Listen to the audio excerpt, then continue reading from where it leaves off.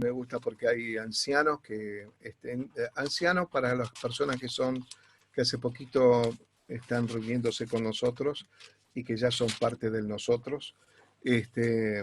Anciano es un título, ¿no?, bíblico, de hermanos y hermanas que hacen una tarea pastoral, es decir, que ellos son de alguna manera una extensión nuestra de los pastores para el trabajo pastoral en la iglesia. Afortunadamente tenemos una congregación con un lindo número de hermanos. No somos una mega iglesia, pero tenemos un lindo número de hermanos y queremos darle la mejor atención posible, ¿no? Porque ese es el enfoque bien pastoral. Me acuerdo cuando yo estaba en el seminario, teníamos un profesor, Pablo Hoff, que siempre él decía que cada miembro de la congregación, si es una iglesia, no es un mero centro evangelístico, sino una iglesia. Bueno, mero centro evangelístico está mal lo que digo, perdónenme. Está bueno que haya un centro evangelístico, gloria a Dios por eso. Pero una cosa es un centro evangelístico y otra cosa es una iglesia, ¿no? Y donde hay una iglesia hay un pastor o pastores, ¿no?, que pastorean justamente. Y él decía que es bueno que cada miembro de la congregación tenga acceso rápido a un pastor, ¿no? Entonces, el trabajo pastoral también lo hacen los ancianos. Yo estoy muy contento por los ancianos que están siguiendo las reuniones que habitualmente hago, como los domingos a la mañana y también los lunes y también los jueves, ¿no? Es en el caso particular, lo mío, ¿no? También hay otros ancianos y ancianas que acompañan a mi esposa, inclusive también al pastor Diego y al pastor Tito, ¿no? Gracias a Dios por esto. Yo estoy muy agradecido por el trabajo de ellos, como el de los líderes mayores, que nos bendice muchísimo. Y de los líderes, por supuesto, y de los colaboradores, no dejemos a nadie afuera, ¿no? Todos son muy importantes en la obra del Señor. Y cada miembro de la congregación, ¿no es cierto? Por supuesto. Quiero decir, antes de arrancar, quiero contarles que Dios mediante, el jueves próximo, vamos a cumplir, si no me equivoco, vos corregime cualquier cosita, o alguno me corrige, pero son 36 años de iglesia, ¿no? Entonces, justo es el 20, y vamos a tener una reunión virtual, una reunión general virtual, a las 20 horas, ¿no? A las 20 horas. Es decir, el jueves próximo, este jueves de esta semana, vamos a tener esa reunión. No vamos a tener esa reunión de las 2 de la tarde, se suspenden todas las otras reuniones y haremos una sola reunión a las 20 horas. ¿Por qué? Bueno, porque vamos a agradecer a Dios por los años que tenemos en el ministerio, por los años que tiene la iglesia, y queremos tener una reunión dándole gracias a Dios por esos 36 años. Y que estos 36 años sean la base, una plataforma para todo el proyecto o el propósito de Dios que tiene para todos nosotros, para la Iglesia Nueva Vida. Y entonces es una cita de honor que tenemos todo. Y bueno, va a ser para mí muy emocionante. Por otro lado, la reunión que hacíamos habitualmente los jueves a la mañana, a las 2 de la tarde, se reanudará la otra semana, ¿no? Así que bueno, con respecto a los temas, ya estamos llegando al final de los temas.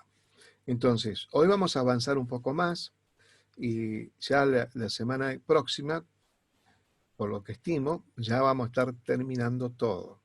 Entonces, lo que vamos a hacer la semana próxima es como un resumen general, incluyendo los últimos puntitos que nos quedan, para que nos quede a nosotros una visión, diría un teólogo, una visión escatológica, ¿no? ¿Qué significa eso?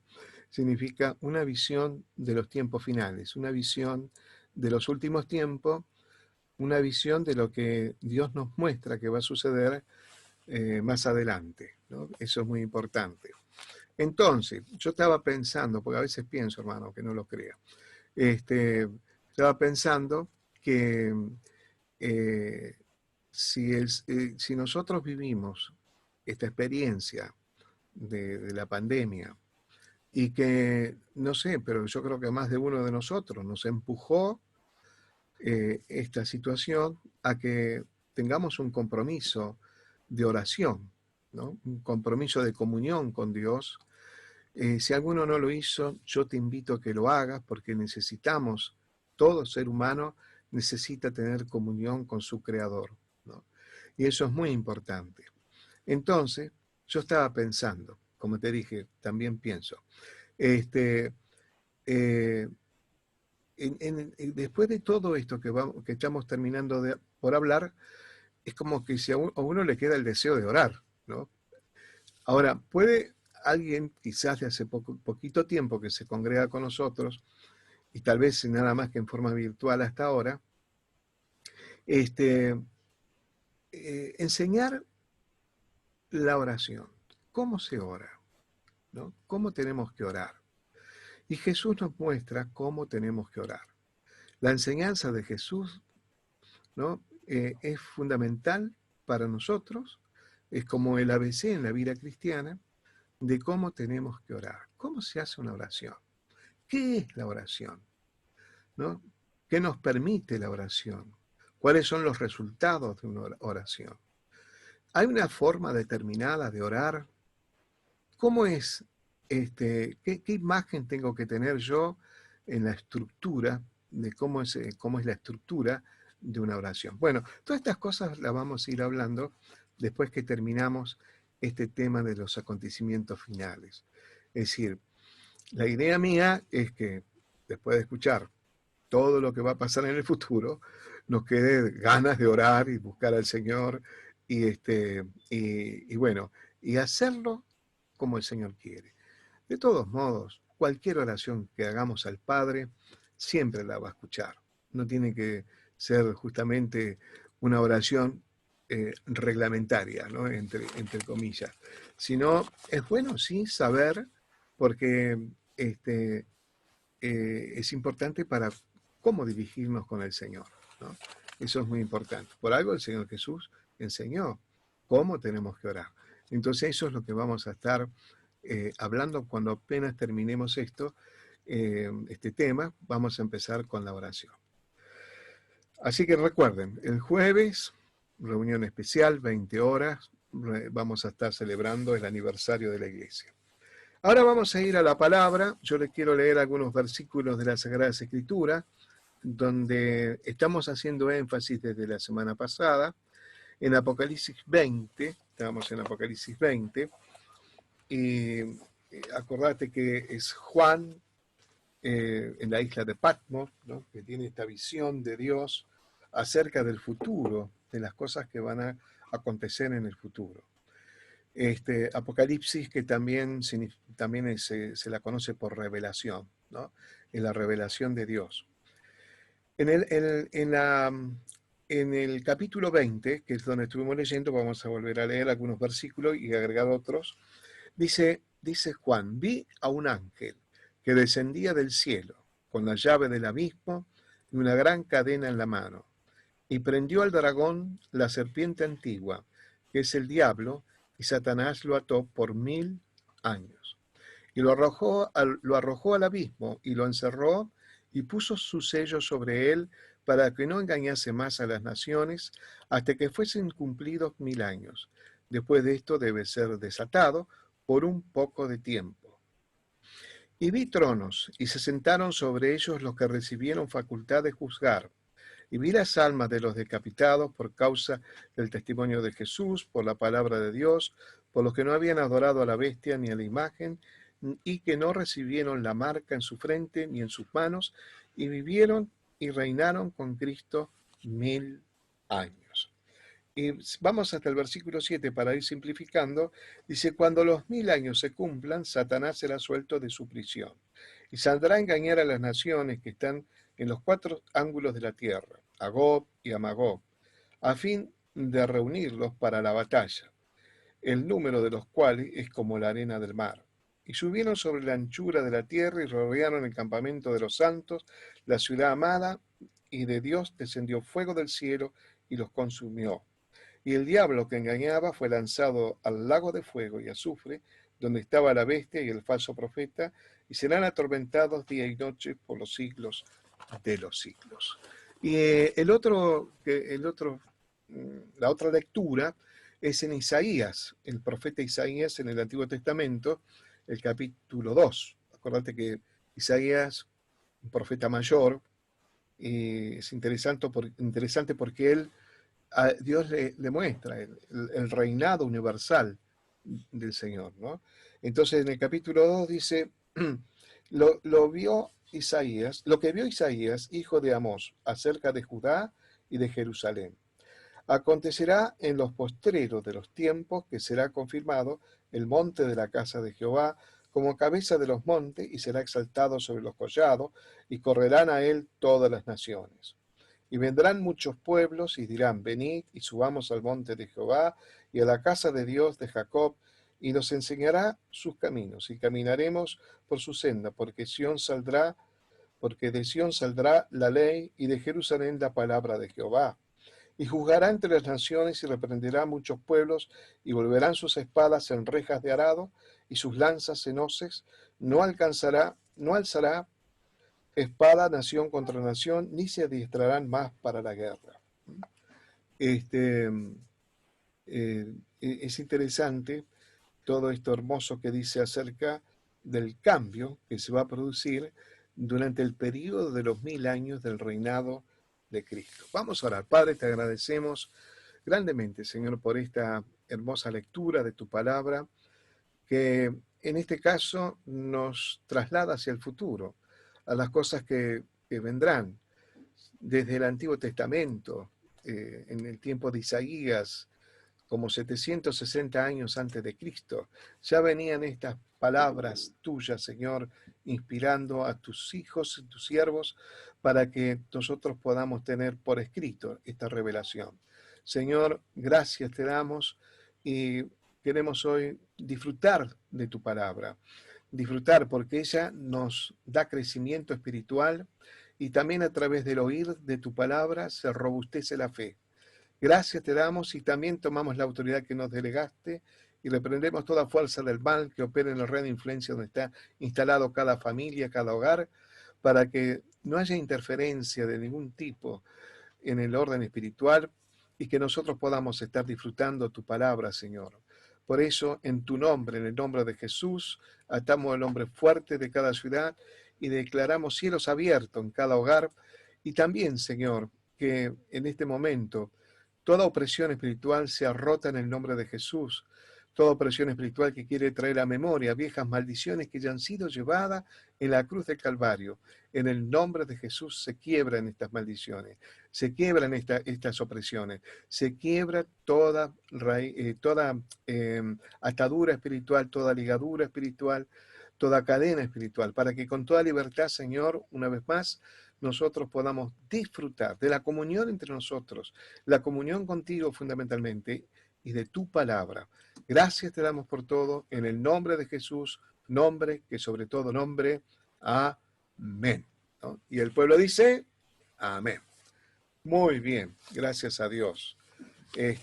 Como siempre, hacemos un repaso general. Yo estaba pensando el próximo lunes va a ser puro repaso prácticamente, aunque vamos a entrar en el tema de cielos nuevos y tierra nueva, ¿no? Hoy vamos a tratar de terminar con el milenio, la etapa milenial del reino de Cristo y vamos a entrar también en lo que es el juicio final, ¿no? Son temas, mira, son profundos, vamos a decirlo, ser honestos.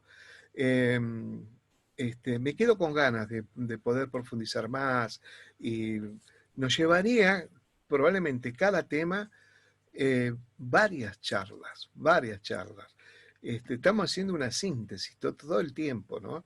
Y yo lo que le pido a Dios que me ayude a poder transmitir este conocimiento de la palabra de la mejor forma posible y que la verdad vos puedas ver, por decirlo así, la línea del tiempo de las Sagradas Escrituras y de las cosas que van a estar sucediendo de acuerdo a las profecías, desde las profecías de Jesús, como las que hemos empezado, ¿no?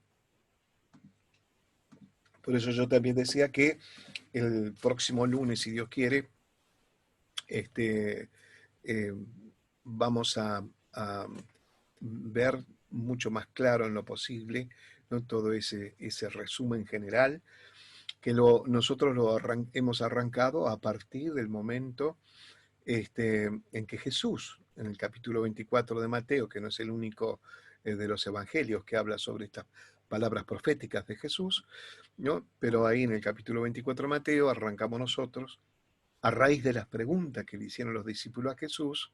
Ya en aquellos tiempos los discípulos estaban ansiosos y querían saber cuáles eran las señales que iban a anticipar la llegada de Cristo, es decir, de la segunda llegada de Jesús. Y para ser más preciso, digamos, la primera parte de esa segunda llegada va a ser el arrebatamiento, ¿no? Que es lo que justamente después lo vamos a encontrar reiteradas veces en la Sagrada Escritura acerca de este evento tan importante que se nos aproxima, ¿no? Hoy estaba pensando, hoy pensé mucho, parece, porque a cada rato te estoy diciendo que estaba pensando. Estos temas, es evidente que es un tema que tiene que ver con el campo de la fe. Si vos querés, no es que por las dudas, ¿no? No es adivinanza. Esto es una revelación. Si hay un Dios, tiene que haber una revelación. No podría haber, si no habría Dios, no habría revelación. Pero hay un Dios y hay revelación. La revelación escrita, la revelación natural, hasta Descartes, uno de los filósofos, ¿no? Decía que en nuestros genes viene la conciencia de Dios, ¿no? La conciencia de Dios está en nosotros. Y eso es muy importante para poder nosotros entender de que es como imposible negar a Dios. No sé. Está bien, ¿sabes qué pasa? Que uno ya tiene una experiencia con Dios, es tan fuerte que me parece a mí imposible no pensar en la existencia de Dios. En esta revelación escrita, el Señor nos da certidumbre. Nosotros los seres humanos tenemos incertidumbre. Es lo natural en nosotros. Nos manejamos, en todo caso, nosotros los cristianos, por fe. A una persona no cristiana también se maneja en una fe natural, ¿no? Se maneja en una fe natural.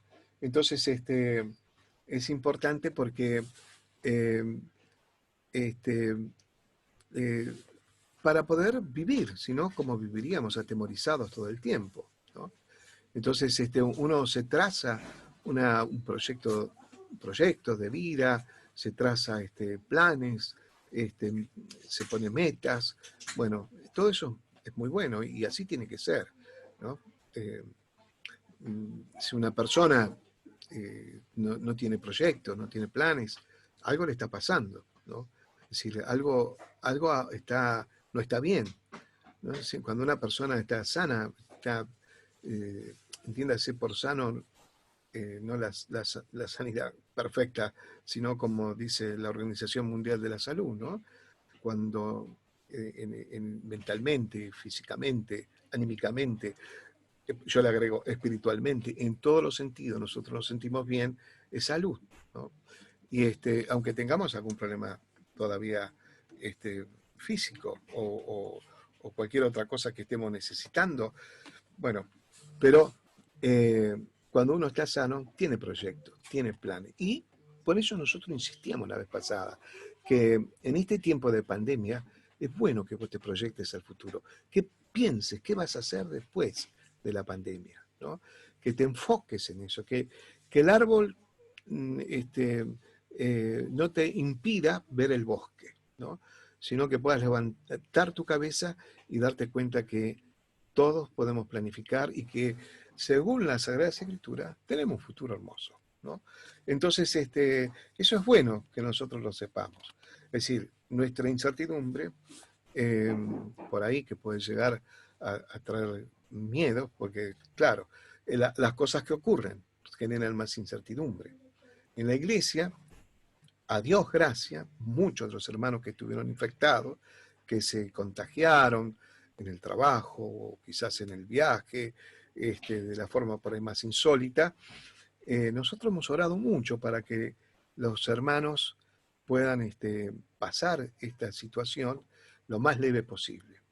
Y te puedo asegurar que gracias a Dios, los hermanos que se congregan habitualmente en nuestra iglesia y que pasaron por esa prueba, porque es una prueba, lo superaron, gracias a Dios. Ya, algunos ya están recibiendo, gracias a Dios también, el certificado de que ya están restaurados, que ya le dio positivo, ¿no? Y, y algunos de ellos me decían, ¿sabe dónde es el ataque, pastor? Dice, en la mente. En la mente enseguida nos hace generar incertidumbre, miedo, ¿no? Temor.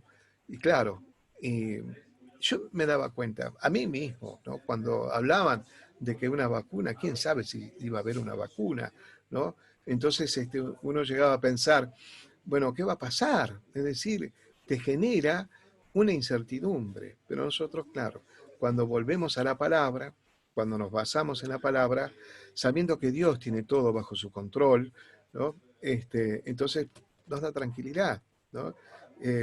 Según la Sagrada Escritura, la especie humana no va a desaparecer, quédate tranquilo, ¿no? Porque es una de las cosas que por ahí pasaron por la mente, ¿no? Con un virus tan loco, ¿no? Que produce contagios terribles y que está generando muerte.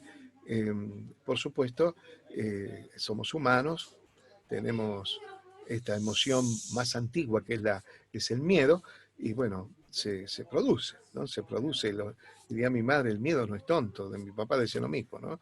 El miedo te protege, es cierto, te protege mientras vos no te quedes paralizado, ¿no? El tema es cuando nos paralizamos. Por eso, estos temas nos ayudan justamente, por ahí el enfoque va a ser la oración, ¿no? ¿Por qué orar? Orar, y te vas a dar cuenta, para extender el reino, para que nosotros estemos en paz, para que la iglesia cumpla su función, ¿no es cierto? Y, y que bueno, que el mensaje de Jesús llegue a los cuatro cabos de la tierra, que eso es muy importante. Entonces, desde aquel momento de Jesús, como te venía diciendo, el Señor Jesús empieza a explicarle a los discípulos cuáles son las señales que van a anticipar su venida, a las cuales él dijo, son principios de dolores, principios de dolores. ¿Y por qué dice principio de dolores? Bueno, hace referencia a los dolores de parto que puede tener una mujer que está encinta y que ya va a dar a luz. Entonces, hace como esa metáfora, ¿no es cierto? Eh, esa analogía, donde esa mujer que va a parir cada vez siente más dolores y que todo esto se va profundizando porque va acelerando el momento de dar a luz.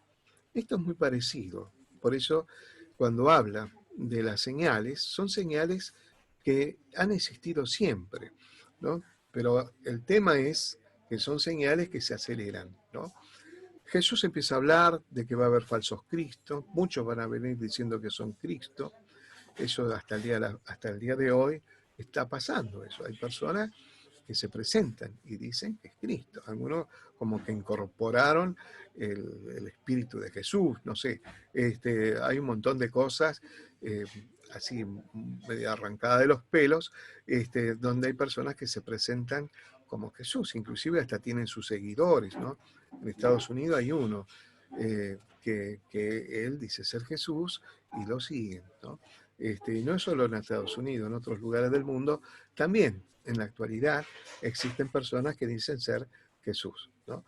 Y Jesús anuncia, va a haber falsos cristos, que tengamos cuidado, también habla de falsos profetas, falsos predicadores, obvio, falsos pastores, gente falsa que quizás tienen otros propósitos, no tienen la vocación para nada en el ministerio, simplemente tienen otras aspiraciones, y en algunos casos hasta con un trasfondo espiritual, ¿no? Muy satánicas, esa es la realidad.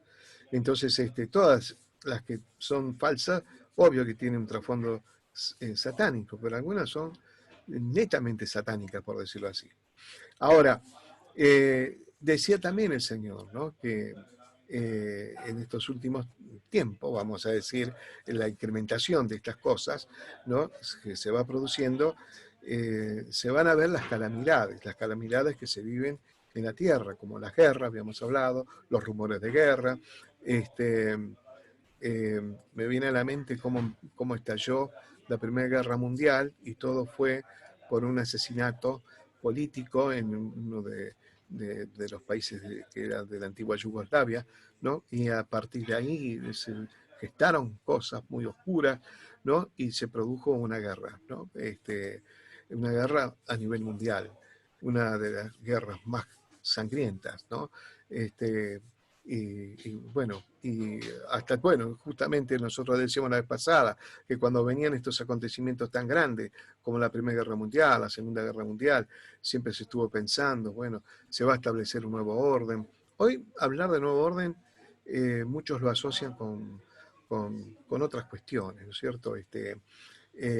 Lo asocian por ahí con aspiraciones eh, medias hitlerianas, ¿no? Eh, no sé, a veces es una palabra que también está asociada con las conspiraciones, pero bueno, un orden mundial existe y a veces se modifica por causa del cambio de la historia. Es normal, son cosas que suceden, ¿no? Este, y cuando empieza a haber esos nuevos órdenes, a veces uno piensa, bueno, ya viene el Señor, ¿no?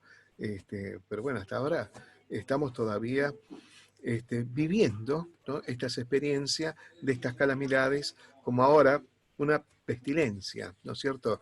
En la Biblia dice, el mismo Señor habla de pestilencias. Esta es una pestilencia a nivel global, ¿no? Por eso es pandemia, pan de todo, demia de pueblo, todo el pueblo, ¿no? Sería la traducción griega, ¿no? Pero pan en el sentido de global, y que a todo el pueblo de todo el mundo, ¿no? Toda la gente. Y eso es una pestilencia, se usaba ese término, y es una pestilencia que nos tiene todavía en jaque, ¿no? Eh, por un lado, esto también hablaba de hambrunas, que hay hambruna en la tierra, que todas estas cosas se van a incentivar, justamente, terremotos y todos esos fenómenos también naturales que nosotros por ahí vemos asombrados, ¿no? Desde tormentas eléctricas descomunales como maremotos o terremotos, en fin, hasta hace poco se habló de una especie de, no sé cómo le dicen, pero creo que es como cielo moto, no sé si vos escuchaste, esos ruidos que se escuchaban como de trompetas y demás. Este, bueno, los estudiosos dicen que es como en la tierra hay terremotos, como en el mar hay maremoto, en el cielo hay otra moto, vamos a decirlo así, ¿no? Este, eh, pero son todas señales, desde el punto de vista bíblico, son señales. Son señales que se van incentivando, los terremotos son cada vez más fuertes, las pestilencias son cada vez más fuertes, las guerras también son cada vez más fuertes, todo se va acelerando y nos vamos aproximando a el arrebatamiento, a la primera evidencia de la venida de Cristo, ¿no? En la venida de Cristo concreta es después, por supuesto, donde dice todo ojo lo verá. En el arrebatamiento no se lo va a ver, entonces, pero viene el arrebatamiento pronto. No sabemos cuándo, nadie sabe, nadie lo puede saber. La Biblia dice que nadie lo va a saber, aun si bajara un ángel del cielo y te dijera, mira, yo te voy a explicar cuándo, fecha y hora de que el Señor va a venir. No le hagas caso, porque no lo sabe nadie, aunque se levanten profetas, apóstoles, pastores, sacerdotes, lo que sea, y estén diciendo fecha y hora de la venida de Cristo. No le creas, te está mintiendo. Nadie lo sabe. Ahora, igual tenemos que tener una idea. Si uno se preguntara, ¿cuándo va a venir el Señor? Hoy puede ser el día. hoy. Y eso también es motivador, porque nos ayuda a nosotros a tener la responsabilidad de mantener la comunión con Dios. No sea cosa que hoy venga el Señor, ¿no es cierto? Entonces nos ayuda a nosotros a mantener esa comunión con el Señor. Si supiéramos, siempre digo, ¿no? Si supiéramos la fecha, el horario y demás, lo más probable, mi querido hermano, es que nosotros especulemos porque somos humanos y tenemos tendencia pecaminosa y especularíamos, ¿no? Entonces nos daríamos ciertas licencias, mientras tanto, total falta tiempo, y etcétera, etcétera, ¿no? Satanás es lo que le dice muchas veces a los jóvenes, ¿no? Disfruta la vida ahora, que te vas a meter en la iglesia, te vas a aburrir ahí con esos viejos, ¿no? Pero bueno, no es así, ¿no? Primero que nada, la vida cristiana no es para nada aburrida, es hermosa la vida cristiana. Por supuesto que tiene sus altos y bajos, ya lo dijo el salmista, muchas son las aflicciones del justo. Fíjate, yo a veces digo en la iglesia, cuando estábamos en las reuniones públicas, decía, mire, si alguno quiere aceptar a Jesús, fíjese bien lo que va a hacer, porque la Biblia dice que no es nada fácil ser un cristiano, ¿no? Algunos me miran, algunos hermanos como diciendo, está en contra, pastor, ¿qué le pasa? Pero más vale, como hay un dicho, el que avisa no traiciona, ¿no? Pero a pesar de las circunstancias que nos toca vivir después de todo este peregrinaje, ¿no? Es hermosa la vida cristiana, ¿no? Es hermosa la vida cristiana. Entonces, no es aburrida para nada, al contrario, es bien dinámica, ¿no? Y sobre todo si uno está en sintonía con el Señor, está en sintonía con el Espíritu Santo, entonces uno tiene una vida ágil, bien ágil, ¿no? Dinámica, hermosa, como te decía antes, ¿no? Eso es muy lindo. Entonces, ¿qué va a pasar? Nosotros estamos ahora en una pandemia. Venimos diciendo, esto va a pasar, el Señor va a ayudar a que esto pase, ¿no? Se lamenta mucho, por supuesto, las pérdidas humanas. Hay hermanos en la iglesia que tienen familiares que aunque no se congregan con nosotros, los sentimos igual como si fueran miembros nuestros cuando algunos de ellos han partido a la eternidad, ¿no? Este, eh, y la verdad, es, como decía antes yo, una pesadilla lo que uno vive todos los días, como un parte de guerra, ¿no? Se transmite y se dice cuántos son los contagiados, cuántos son los muertos, cuántos son los que están en terapia, cuánto es, y a nosotros también nos interesa, por supuesto, queremos estar informados, ¿no? Pero a la vez es una cosa que, que te genera un shock, ¿no? No sé si lo dije bien, pero te golpea fuerte, ¿no? Te golpea fuerte, eso es una realidad. Y justamente por esa misma realidad ya te invita a que uno busque en oración la paz del Señor, que calme el corazón, que refuerce en uno la fe, la confianza, ¿no? Es así. Pero esto va a pasar. Y cuando pase, ¿no? Es la gran pregunta. Nosotros, los pastores, no digo todos, pero muchos de nosotros, interpretamos que va a venir un avivamiento, ¿no? Que va a venir un avivamiento. Eh, que va a haber una manifestación de Dios muy particular dentro de las iglesias, ¿no? Y eso va a ayudar a que nosotros también podamos, de alguna manera, tener el impulso para extender el reino de Dios, ¿no? Este, y sentirnos motivados para eso, ¿no? Y bueno, y después de esto, no sé, ¿sabes qué? Estamos como en un partido de fútbol, cuando ya terminó el tiempo, pero bueno, le tienen que agregar minutos porque, bueno, hay razones a veces en el juego por pérdidas que hubo de tiempo durante los partidos del primero y el segundo tiempo, entonces se extiende. Pero acá se extiende por gracia, por la gracia de Dios, por el amor de Dios, porque Él quiere alcanzar a mayor cantidad de seres humanos que vengan a los pies de Jesús, ¿no?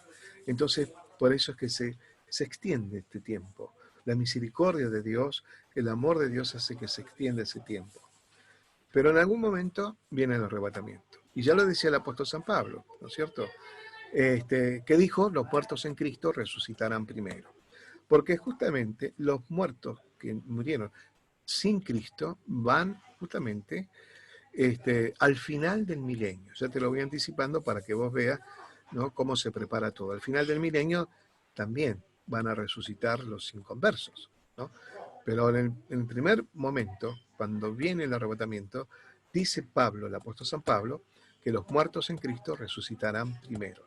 Luego nosotros, dice, los que hayamos quedado, seremos arrebatados juntamente con ellos en las nubes, ¿no? Y también dice en otro lugar que seremos transformados, este cuerpo corruptible en un cuerpo incorruptible, que es el mismo cuerpo de Jesús cuando resucitó, el cuerpo glorificado, ¿no? Iremos juntos con él, dice, ¿no? Y esto también, ¿te acordás que dijimos que se parece mucho a una parte digamos, del ritual del casamiento judío, cuando el novio va a la casa de la novia a buscarla y la lleva a la casa del padre, ¿no? Entonces, es algo parecido. Por algo dice la Biblia, ¿no?, que la iglesia es la novia de Jesús, ¿no? Entonces, él viene a buscar la novia y la lleva al padre, ¿no? Está muy bien, ¿no?, cómo se puede visualizar. Por eso, después del tribunal de Cristo en los cielos, viene la boda del Cordero. El tribunal de Cristo es lo primero que va a suceder apenas llegamos a la presencia del Señor. ¿Y cuál sería el tribunal de Cristo? Ahí se va a juzgar nuestras vidas, la de los cristianos, pero no para ver si va al cielo o al infierno, no, sino ya está, ya está salvo, pero es como que las obras nuestras van a ser juzgadas, ¿no? Las obras nuestras van a ser juzgadas. Entonces las obras, dice Pablo, que se parecen al oro, a las piedras preciosas o a la plata, o pueden ser que sean como la madera hojarasca, que cuando pasen por el fuego se van a quemar, ¿no? Entonces las que quedan, las que pasan por el fuego, y las que quedan son las verdaderas obras que el Señor quiere, que después se visualiza cuando en el Apocalipsis dice, ¿no?, que a la novia se le ha concedido vestirse de lino fino, ¿no? Y esa vestidura, el mismo Apocalipsis dice que se refiere a las acciones de los santos. Es decir, que esa es la vestidura que va a tener en esta gran boda que se celebrará en los cielos. Ahora, durante ese periodo de tiempo, ¿no es cierto?, mientras nosotros estamos en los cielos, viviendo esas experiencias, en la tierra arranca la gran tribulación. Son esos 7 años de la gran tribulación, ¿no?, que empieza con los juicios de Dios sobre la tierra, ¿no? Por eso, por ejemplo, esta pandemia, diría un, un, eh, es un intérprete de la Sagrada Escritura, ¿no?, un comentarista, mejor dicho, un comentarista bíblico, decía que estas experiencias que nosotros tenemos en la Tierra, de las guerras, de los terremotos y de las pandemias y todas estas cosas, él dice, son como juego de niños comparados con los juicios que caerán sobre la tierra durante el periodo de la gran tribulación, esos 7 años de la gran tribulación. Entonces, primero tenemos los 7 sellos, empezando con los 4 primeros sellos que son los caballos, los jinetes, perdón, del Apocalipsis, ¿no? Y luego vienen, después de los 7 sellos, vienen las 7 trompetas y por último las 7 copas. Ya hablamos todo esto, por eso yo lo estoy diciendo rapidito. Son juicios terribles que caerán sobre la tierra, donde quedará eh, prácticamente destruido. Al final, cuando ya desciende Cristo con su iglesia, ¿no?, ahí viene la segunda venida de Cristo realmente, ¿no?, que estalla el Armagedón, porque van a ir las naciones en contra de Jesús, y las naciones que están a favor del sistema, por supuesto, del anticristo, ¿no? Y todo eso allí se define el reino de Cristo, el reino milenial de Jesús en esta tierra. Entonces, estaba leyendo un poquito a un autor de un libro muy lindo sobre el Apocalipsis, ¿no? Este, y él dice algo muy cierto. ¿Cuántos de nosotros siempre, toda la vida, siendo cristiano o no cristiano, hemos anhelado un mundo en paz? ¿no? Claro, cuando nosotros decimos, ¿cómo anhelamos un mundo en paz, un mundo donde no haya guerra, un mundo donde no haya maldad? Eh, bueno, está en el campo de lo imposible, ¿no es cierto? Este, pero es el anhelo del ser humano. Todos deseamos un mundo en paz, ¿no? Me viene a la mente que en el siglo de las luces, cuando la ciencia avanzaba, los científicos de aquel tiempo pensaban que para esta época que nosotros estamos viviendo, viviríamos como en un paraíso por el adelanto tecnológico, el adelanto de la ciencia, la contribución que esto haría, que haría que nosotros tuviéramos una calidad de vida espectacular, que no tendríamos guerras. Bueno, es decir, que está esa ilusión y en el deseo del corazón del hombre. Este, bueno, es bueno saber que los planes de Dios también están, ¿no? En su gobierno universal o milenial y global, ¿no? Ahí está establecido justamente esos deseos que están en el corazón nuestro, ¿no? Este, es obvio que se necesita, este, por las cosas como se están viendo, un gobierno de carácter global, ¿no? Digamos, tecnológicamente ya estamos preparados para eso. Tal vez más de uno pensaría que si hay un gobierno global se terminarían por ahí los conflictos armados, habría una situación más pacífica en la tierra, una mejor convivencia, eh, inclusive, ¿no? Con todo respeto, hasta el Papa ha dicho la necesidad de que haya un gobierno global, pero no solo él, sino muchos políticos importantes en el mundo están mencionando de eso. Pero claro, según la Sagrada Escritura, lo que va a venir es el anticristo. Es decir, ahora no se manifiesta abiertamente, solamente está el espíritu del anticristo, como dice Juan en sus primeras cartas universales, cuando dice que bueno, el espíritu del anticristo ya está con nosotros, decía él, ¿no? Pero cuando habla justamente, eh, cuando se habla de los juicios, que ahí está otra vez Juan, pero en el Apocalipsis, ¿no? Y el primer jinete, que es el caballo blanco, que no es Jesucristo, sino es el anticristo, es el que va a gobernar, ¿no es cierto? Es el que va a establecer el nuevo orden mundial otra vez, ¿no? En todos los sentidos. La Biblia muestra cómo sería la vida social, la vida política, la vida económica, ¿no? Todas las modificaciones que habrían para poder establecer un gobierno así de carácter global, ¿no? En cierta medida lo que quiero decir es que es necesario, al punto tal que Jesús establece su reino milenial en forma global, ¿no es cierto? Por supuesto, es diferente, totalmente distinto, opuesto. Cuando se establece el reino de Jesús, nosotros hemos leído hace un ratito de que Satanás es encadenado y eh, arrojado al abismo y encerrado en ese lugar. El abismo, según la Sagrada Escritura, es un lugar donde se han encarcelado, por decirlo así, los ángeles caídos. Allí están, y junto con los ángeles caídos, allí va a estar encadenado Satanás. El anticristo, ¿no? Y el falso profeta, como dice la Sagrada Escritura, ¿no? Serían lanzados al lago de fuego.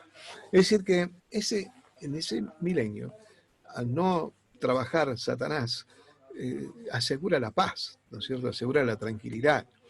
Y también es quitada la maldición, como en el Antiguo Testamento, en el Génesis.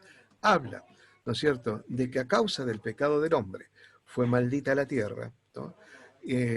Entonces los animales empiezan a tener un cambio de naturaleza y son animales feroces y hacen, y bueno, inclusive la vegetación es casi nada que ver con lo que era el huerto del Edén, ¿no es cierto? Decir que en el huerto del Edén Adán y Eva se podían arrojar sobre los vegetales y nunca lo iban a dañar, podían dormir eh, no sé, con el león y no le iban a dañar. Es decir que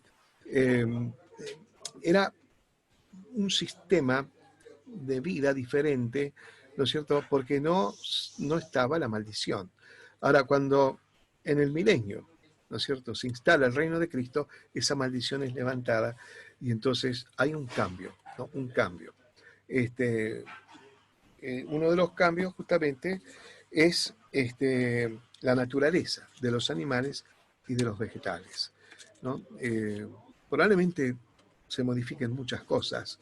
Se me ocurre pensar que tal vez el clima también se modifique, ¿no? Porque según algunos estudiosos de la Sagrada Escritura, el clima en el huerto del Edén, por ejemplo, era un clima espectacular, un clima perfecto, ¿no?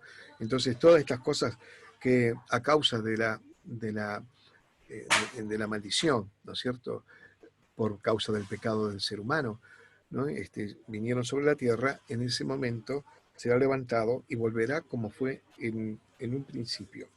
Por supuesto, será un reino y un gobierno teocrático, porque Dios mismo estaría al frente, el mismo Jesús estaría al frente de esto. Habría un solo idioma, porque así nos podríamos entender todo, ¿no? Pero dice la Biblia también que al final del tiempo, ¿no?, al final del milenio, otra vez es soltado Satanás y dice que alcanza a engañar a otros. Y uno se pregunta, ¿quiénes son los que engañan a vos? Fíjate que en ese milenio van a ser gente también, va a haber gente, digamos, me acuerdo un profesor en el seminario que decía, ¿quiénes son los que van a habitar en esa tierra, ¿no? Algunos piensan que no están así, pero bueno, yo sí pienso también, es una opinión, acordate que en esto no podemos ser dogmáticos, no es que podemos afirmar, y si otras, digamos, iglesias cristianas interpretan de otra manera, tenemos que respetarnos entre nosotros, amarnos igual porque somos cristianos, pero bueno, son por ahí puntos de vista. Yo me había olvidado de decirte, ¿no? Por ejemplo, con respecto al milenio, ¿no? Están, por ejemplo, los amilenianos, que ellos rechazan la creencia de que Jesús va a tener un reinado de 1000 años, ¿no?, en la tierra. Los premileniales son los que dicen que la segunda venida de Cristo va a ser antes del milenio, ¿no? Y es lo que nosotros sí creemos eso, ¿no? Y por último están los postmileniales, donde dice que primero está el milenio y después viene el reinado de Cristo, ¿no?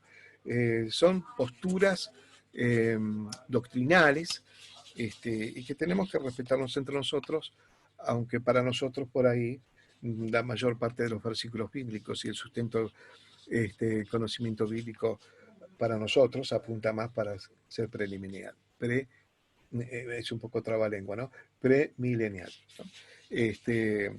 Entonces, estaba con esto de, de que en los últimos tiempos, el tiempo, al final de los tiempos, del milenio, entonces Satanás es directamente ya ahí arrojado al lago de fuego, ¿no?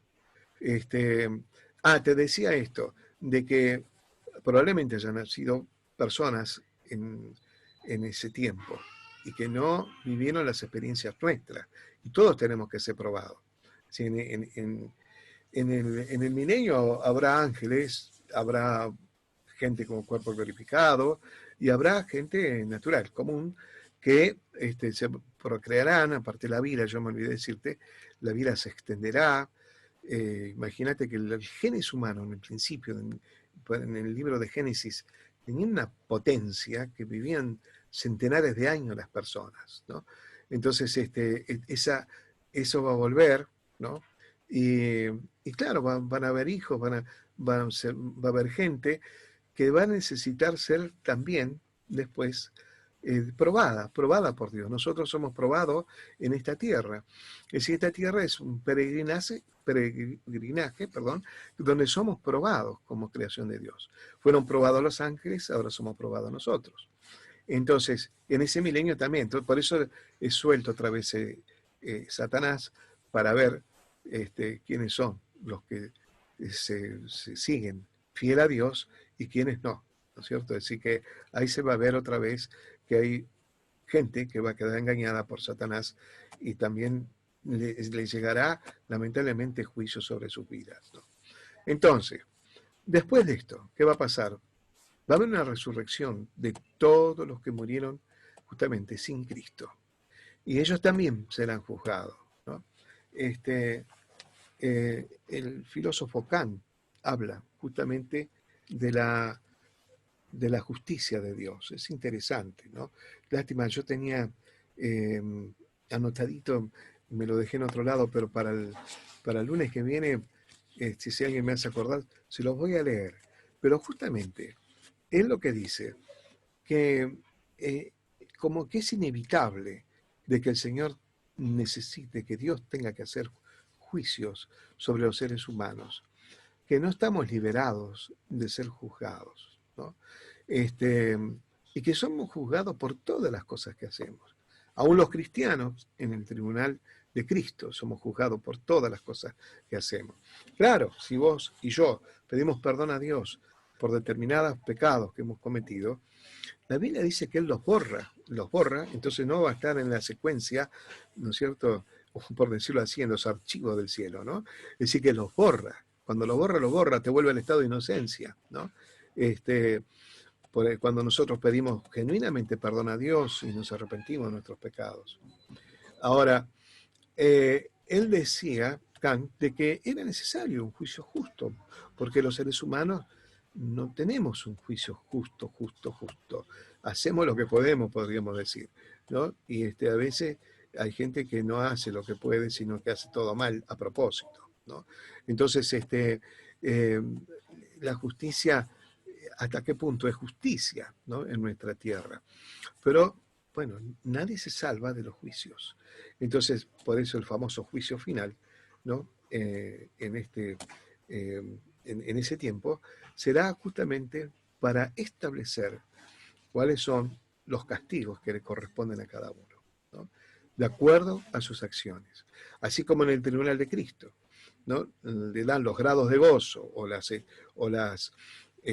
coronas que se merece la persona de acuerdo a sus acciones en la tierra. Los hombres inconversos, hombres y mujeres inconversos, tendrán su juicio, ¿no? Y luego ya vendrá lo que sería, ¿no?, cielo nuevo, tierra nueva. ¿Qué es eso de cielo nuevo, tierra nueva? Lo vamos a ver, Dios mediante, el lunes próximo, con la ayuda del Señor.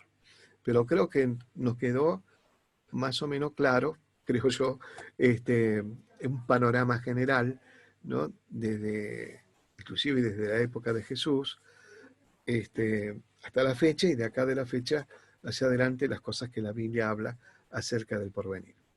Bueno, queridos hermanos, nos vamos a ver las caritas y nos vamos a dar un saludito